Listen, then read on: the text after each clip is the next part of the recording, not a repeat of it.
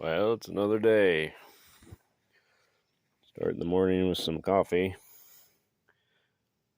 Call it camp coffee. Just throw the grounds in there and call it good. Make some breakfast. Not too many people sleep about 6 feet away from where they're building the boat. Suppose there's a benefit to that. Where I stopped last night.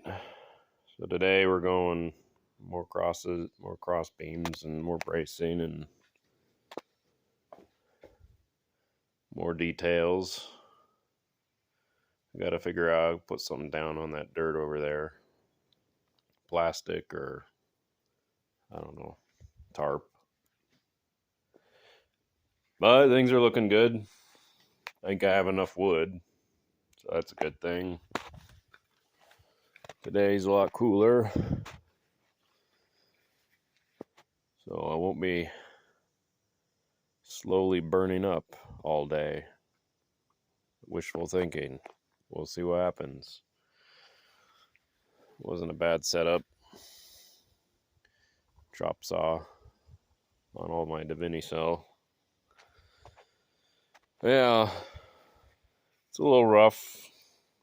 It's like camping, only you're working at the same time as you're camping.